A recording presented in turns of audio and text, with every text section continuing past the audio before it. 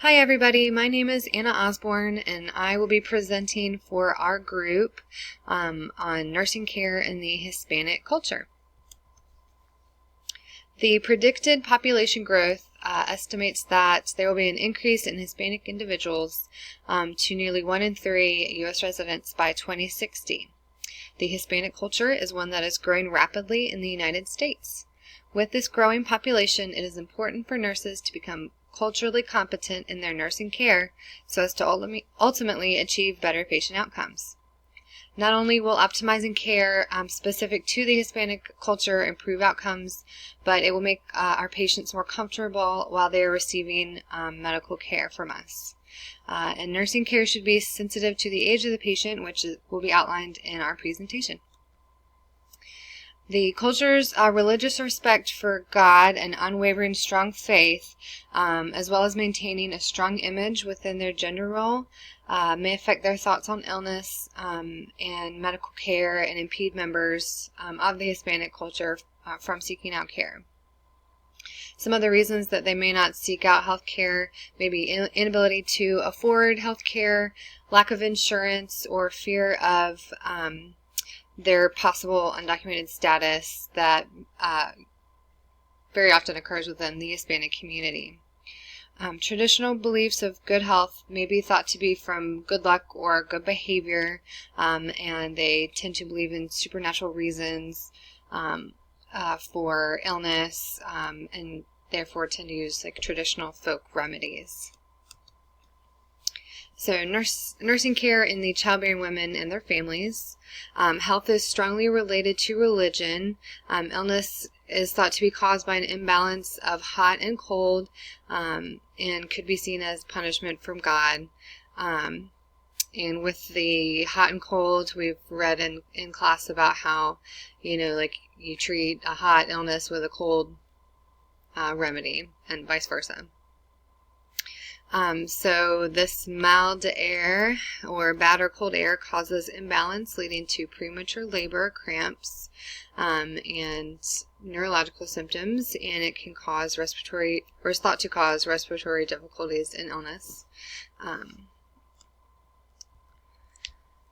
So these are some illnesses that the Hispanic culture believes affect the pregnant women and children. So I'll let you read a couple of those, but the one that I think is interesting is the 40 days, the one at the bottom.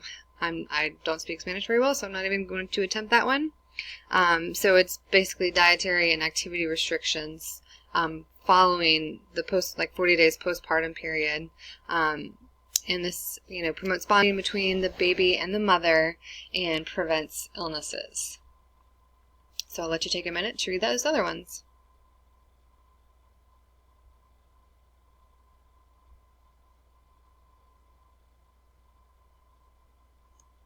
Okay, moving on. Nursing care in children aged 0 or infancy to 17 years old. Parents of Hispanic youth place an emphasis on family closeness, respect for adults, traditional gender roles. So they have strong attitudes towards family support and kind of staying within the family. And this is called Felicimo and Respeto. It promotes family closeness and interdependence between members of the family, and a sense of loyalty. And then the Respeto governs positive reciprocal interpersonal relations and dictates deferential behavior towards the family, thereby maintaining harmony within the family. Hispanic children are raised on the emphasis on obedience and value respect for authority. However, this does tend to lead to a higher incidence of depression in Hispanic girls. Hispanic parents tend to have a directive style of communication, and the children have limited literary experiences, which makes them behind in language development. And Hispanic children suffer from the highest overall rates of overweight, highest overall rates of being overweight and obesity in the United States. So it's important to promote a healthy lifestyle in children especially. The next section is adults, 18 to 64 years old. So a pretty wide range, but Hispanic adults are at an increased risk of obesity-related conditions. So again, it's important as nurses that we, teach our patients about living a healthy lifestyle, being active, eating the right foods. And we know that lots of complications can arise from obesity, such as cardiovascular disease, diabetes, and it can be difficult to change this bellissimo value that is important in the Hispanic culture. With this Felissimo, they kind of look to their families about making decisions for their health care, and instead of doing what they think. So it's important that we try to teach our patients to kind of think for themselves and make their own medical decisions, because one thing may not be the right thing for everybody else. So a question remains, are Hispanic adults seeking out health care? In one study, it was found that Hispanics do not seek out health care as much as Caucasians, partially due to cost. It is also possible that they have their own beliefs about reaching out to a medical provider. They might seek out more of like a folk healer and do a traditional folk remedy instead of going to a medical professional. Hispanics are also have a lower frequency of physician visits and preventative screening healthcare measures.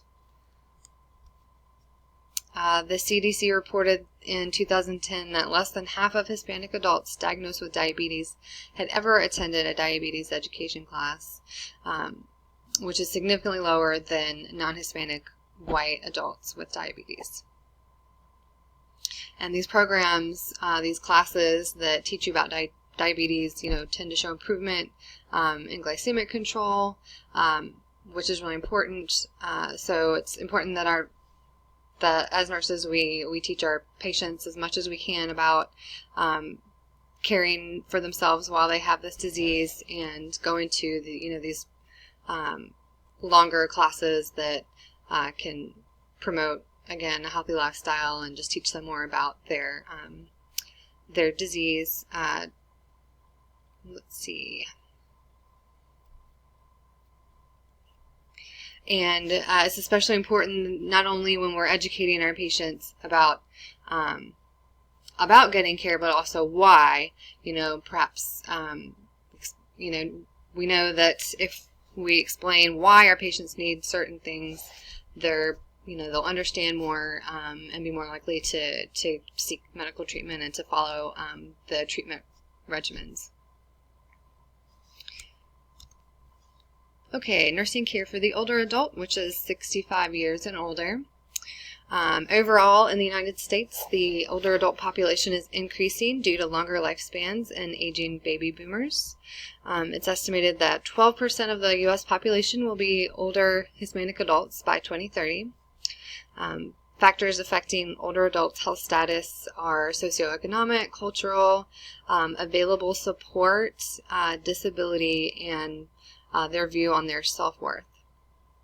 And as nurses, we need to educate older adults about, continuing to live healthy lifestyles as they age and getting preventative care, and then if they have diseases, getting that tertiary care, for the disease.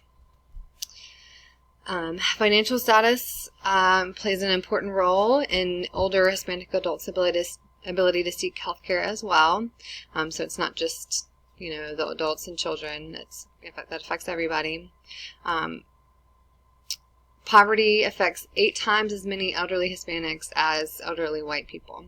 And this is due to low-wage jobs, unemployment, and lower educational attainment. Chronic health conditions reported by older Hispanic adults were hypertension, arthritis, heart disease, diabetes, and cancer.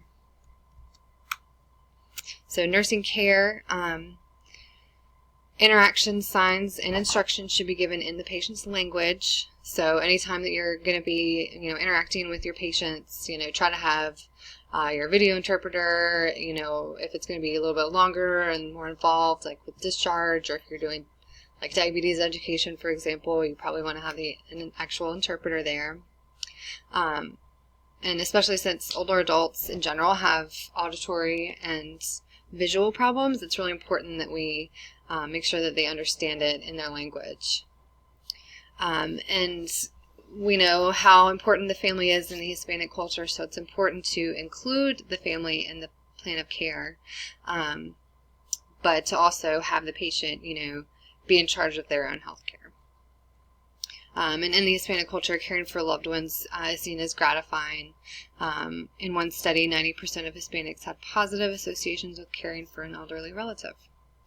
And also, we can refer them to their local community for support. There's the National Hispanic Council on Aging has a list of local chapters, and they do health literacy programs, public policy advocacy, and research. Nursing care in the communities. So religion, being a large part of Hispanic communities, should be considered when caring for your patient that's Hispanic. Community education and care may best reach these groups in a community church setting. Difficulty providing care due to language barriers in elderly or newly immigrated community members can be avoided by providing bilingual healthcare professionals, a translator, or printed materials in Spanish. Community education should be formatted with respect for the different cultural gender roles. So we know there's a patriarchal family structure. We've got the machismo, the strong male provider, and the marianismo, the selfless female caretaker. Also, we need to also remember that Hispanic culture is a very broad, a broad definition. We've got Spain, and then all of like Latin and Central America, Mexico, and they all have their own cultures and traditions, and they may not necessarily be the same as another group. So we need to also remember to treat the individual. So in summary, the Hispanic population in the United States is growing exponentially. There are many different subgroups within the Hispanic culture that should be taken into account. Hispanic children and adults have a higher rate of obesity than other cultures, so it's important to focus on living a healthy lifestyle, eating well, and exercising. Felicismo fosters dependence on family members, which can be good, such as relying on different family members to care for children and older adults, but it could also be bad. So we just need to, excuse me, we need to kind of include the family, but also make sure that we're treating the individual and our patient, treating our patient, not family, not taking both into account. And nursing care for the Hispanic community should focus on religion, family, community, and healthy lifestyles. And that's it. Thank you very much for listening to me and for reading our presentation. I hope you enjoyed it, and we'll see you around. Thanks. Bye.